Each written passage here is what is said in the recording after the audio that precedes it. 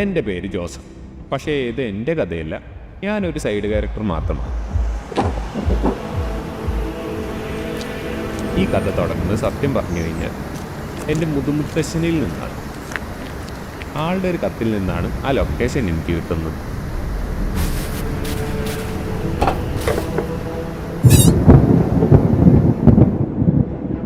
അങ്ങനെയാണ് ആ ബുക്ക് എൻ്റെ കയ്യിൽ വരുന്നത്.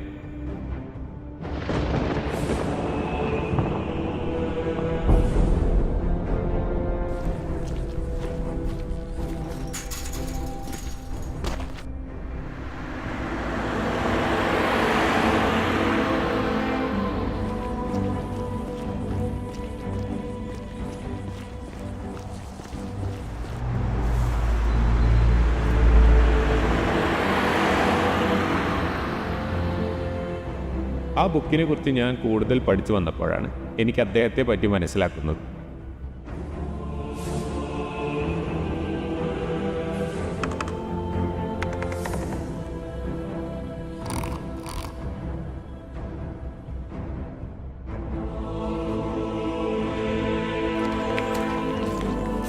നമ്മൾ നമ്മുടെ മുത്തശ്ശിമാർ പറയുന്ന പല കഥകളും കേട്ടിട്ടുണ്ട്. ചില ആളുകൾ ഈ കഥകളെ മിത്ത് ആയിട്ടും കാണുന്നുണ്ട്. ചിലർ പറയുന്നത് ചില ശക്തികളെ ഭയന്ന് മനുഷ്യർ തന്നെ ഉണ്ടാക്കിയെടുത്ത കഥകളാണ് ഇതൊക്കെയെന്ന്.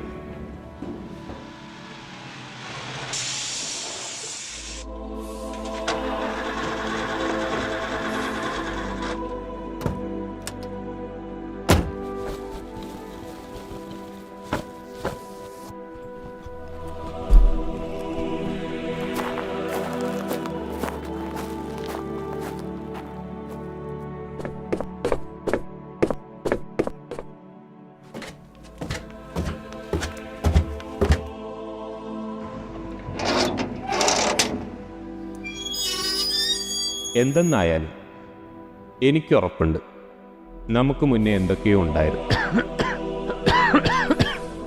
ഇപ്പോഴും എന്തൊക്കെയോ ശക്തികൾ മറച്ചു വെച്ചിരിപ്പുണ്ടെന്ന്. അതിനാണ് ഈ യാത്ര. ഇതൊക്കെ സത്യമാണോ എന്നെനിക്കറിയണം.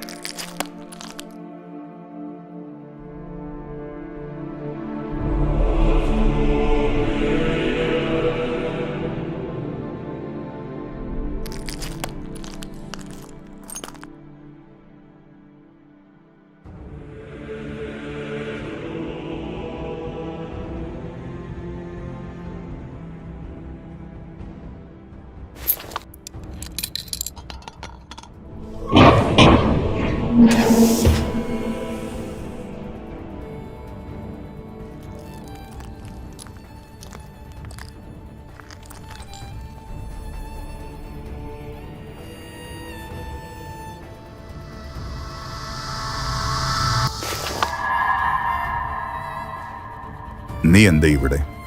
ഒരു മനുഷ്യൻ പോലും വസിക്കാത്ത ഈ നാട്ടിൽ നീ എങ്ങനെ വന്നുവിട്ടു? ഈ സ്ഥലം ഒട്ടും സുരക്ഷിതമല്ല. ഇവിടെ നിന്ന് എത്രയും പെട്ടെന്ന് പോകും, അതാ നിനക്ക് നല്ലത്. ഞാന് ഇങ്ങേരെ തപ്പി വന്നത്. ഇയാളെ പറ്റി ഞാൻ അറിഞ്ഞ കാര്യങ്ങളൊക്കെ സത്യമാണോ?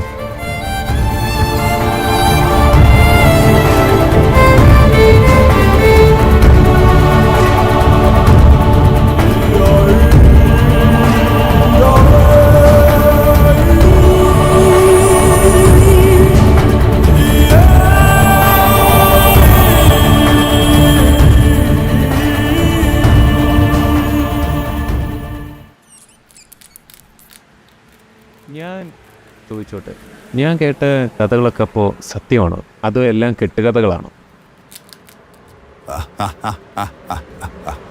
നിനക്കറിയോ, പല കഥകളും കേട്ടാൽ ഭയപ്പെടുത്തുന്ന പല കഥകളും ഈ ലോകത്ത്.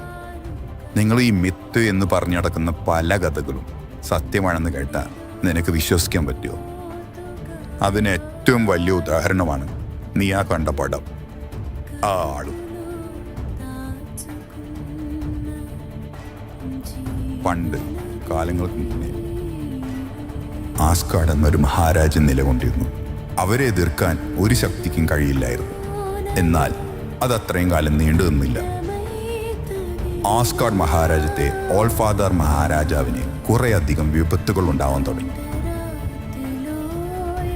പരാജയം മാത്രം കണ്ട് ദേഷ്യപ്പെട്ട മഹാരാജാവ് യുഗങ്ങളുടെ പാറക്കെട്ടുകൾ എന്ന് വിശേഷിക്കപ്പെട്ട തന്റെ മകന് പുനർജന്മം നൽകാൻ തീരുമാനമെടുക്കുന്നു.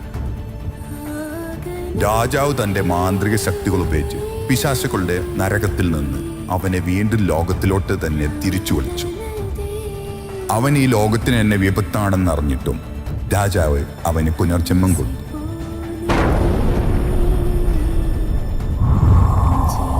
ഒരു ശക്തിക്ക് പോലും എതിർക്കാൻ പറ്റാത്ത വിധത്തിലുള്ള ഒരു യോദ്ധാവായിരുന്നു അവൻ.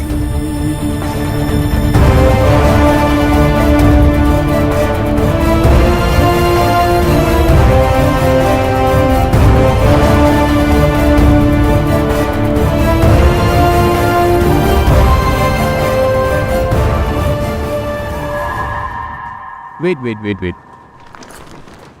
ഈ കഥയും നമ്മുടെ ആളും തമ്മിൽ എങ്ങനെയാണ് ബന്ധം? നിങ്ങൾ പറഞ്ഞു വരുന്നതപ്പോൾ ഈ കഥയിലുള്ള ആളാണ് ഇതെന്ന്. House it possible? എനിക്കത് വ്യക്തമാവുന്നില്ല. അതാണ് മോനെ ഞാൻ പറഞ്ഞു വരുന്നത്. നിങ്ങൾ പഠിക്കാത്തതും നിങ്ങൾ കേൾക്കാത്തതുമായിട്ടുള്ള ഒരുപാട് കഥകളുണ്ട് ഈ ഭൂലോകത്ത്.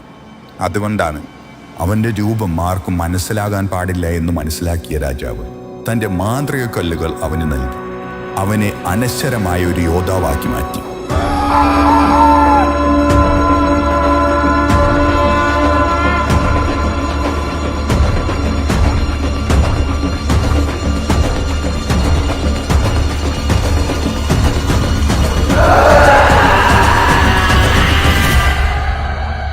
അങ്ങനെ അവൻ പല രൂപങ്ങളും സ്വീകരിച്ച് ഒരു മഹാനായ യോദ്ധാവായി നിലകൊണ്ടു.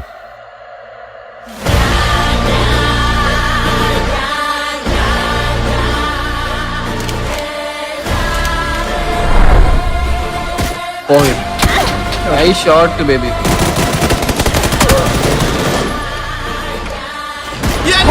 Shot, baby.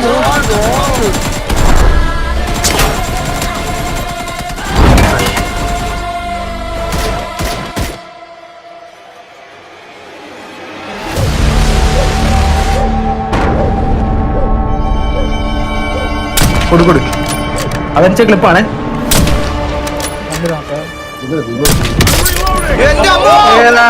ഏതാ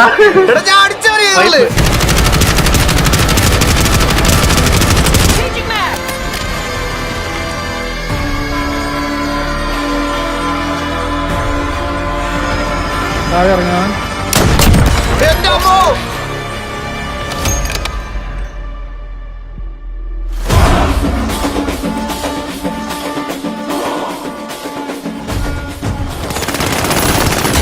എടുത്ത് 2 പേരെ 3 പേരെ എടുത്ത് ഞാൻ 1 HP 4 പേരെ എടുത്ത് 1 HP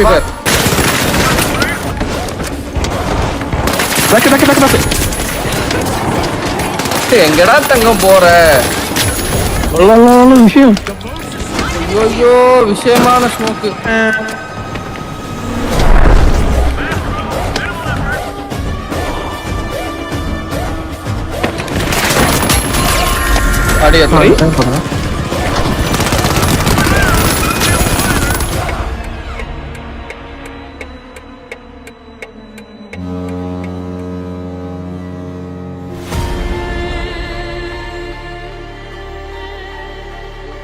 അവന് കിട്ടിയ ഈ വരത്തിൽ ഏറ്റവും ശക്തമായ രൂപം, ഏതൊരു ശക്തിയും എതിർക്കാൻ ഭയന്നു പോകുന്ന ഒരു രൂപം.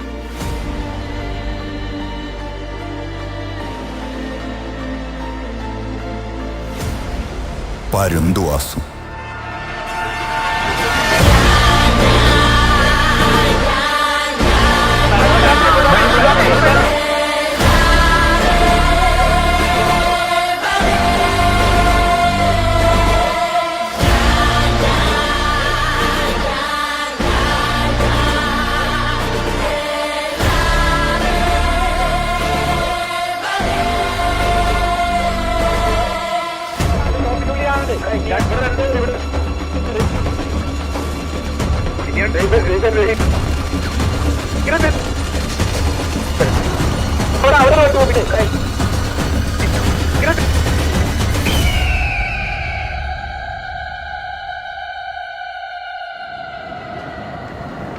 ഓ, ഞാനിപ്പോൾ എന്താ കേട്ടത്? അപ്പോൾ ആ ബുക്കിലുള്ള കുറേ കാര്യങ്ങൾ സത്യമാണല്ലേ? അപ്പോൾ ഇതൊക്കെ സത്യമാണെങ്കിൽ ആ ആള് ഇപ്പോഴുണ്ടോ? ഉണ്ടെങ്കിൽ എവിടെയാണുള്ളത്?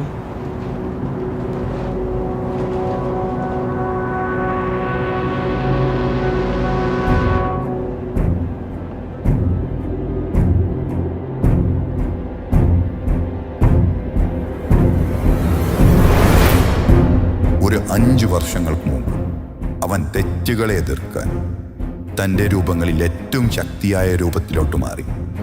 അവിടെ അവൻ ഒരു സൈന്യത്തെ ആവശ്യമുണ്ടായിരുന്നു. അവൻ സ്വന്തം സാമ്രാജ്യം കെട്ടിപ്പടുക്കാൻ തുടങ്ങി. ജനങ്ങൾ അവനെ ദൈവത്തെ പോലെ കാണാൻ തുടങ്ങി.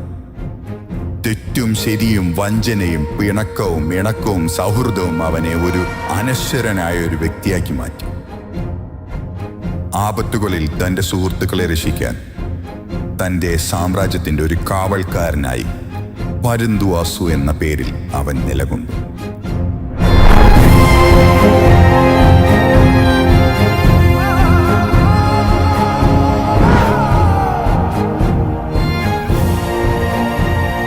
തൻ്റെ സാമ്രാജ്യത്തിന് അവൻ ഒരു നാമവും നൽകി, PVA.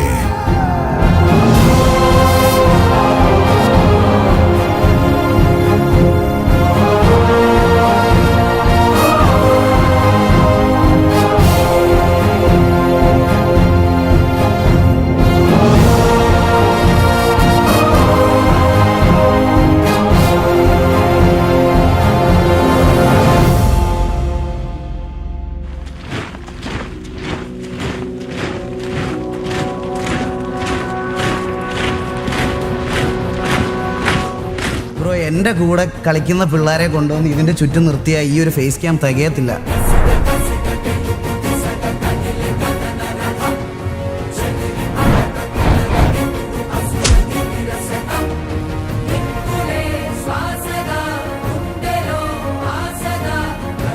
ഏതവനാണേലും അവനെ ഇപ്പോൾ എതിർക്കാൻ പോവാതിരിക്കുന്നതാണ് നല്ലത്. നീ ദൈവം സാത്താന്മാരെ കൂട്ടുപിടിക്കുന്നത് കണ്ടിട്ടുണ്ട്. അതാണിപ്പോൾ അവൻ്റെ രൂപം.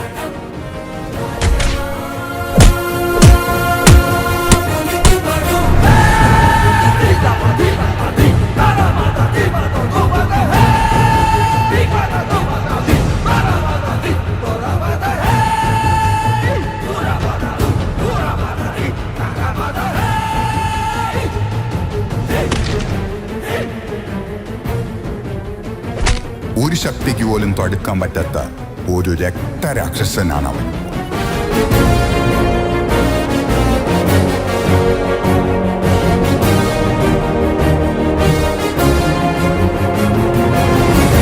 കൂടെയുള്ള സാത്താന്മാർക്കൊപ്പം അവനൊരു വജ്രായുധവും നിർമ്മിച്ചു.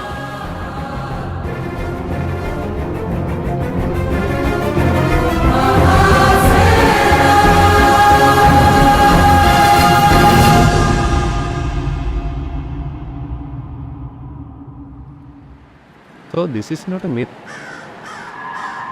ഇയാൾക്ക് അവിടെ പോയി ഇങ്ങേരിത് ഇത്ര ധൃതി പിടിച്ചിട്ട് ഈ കഥയും പറഞ്ഞ് അവസാനിക്കാണ്ട് അവിടെ പോയി. എന്നാൽ ഈ ബുക്കിൻ്റെ ഉള്ളിലുള്ള കാര്യങ്ങളൊക്കെ ഇയാൾക്ക് എങ്ങനെ അറിയാം? ഇയാൾ എന്തായാലും ഒന്ന് കണ്ടുപിടിക്കണം. എന്തായാലും അപ്പോൾ സാത്താന്മാരൊക്കെ ഈ ഭൂമിയിൽ ഇപ്പോഴുണ്ട്.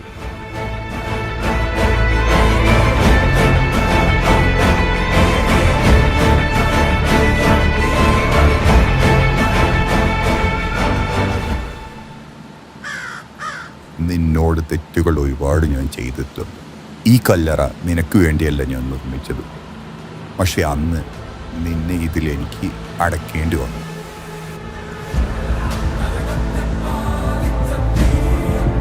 അവൻ തൻ്റെ ജീവിതത്തിൻ്റെ പാതിയും ആ കല്ലറയിലാണ് ജീവിച്ചത്. തൻ്റെ കയ്യിലെ ഏറ്റവും വലിയ ശക്തി അവൻ മനസ്സിലാക്കിയത് ആ നരകത്തിൽ നിന്നാണ്. പക്ഷെ ഇതിനുള്ളിൽ നീ നേരിട്ട കഥകളെക്കുറിച്ച് അറിഞ്ഞപ്പോഴാണ് എനിക്ക് മനസ്സിലായത് ഈയൊരു കല്ലറ നിനക്ക് എത്ര പ്രിയപ്പെട്ടതാണെന്ന്. നിന്നിലെ പോരായ്മ അവർ കണ്ടുപിടിക്കുന്നതുവരെ നീ ജീവിക്കും. ഇത് നിനക്ക് നരകമല്ല, സ്വർഗത്തിൻ്റെ വാതിലാണ്.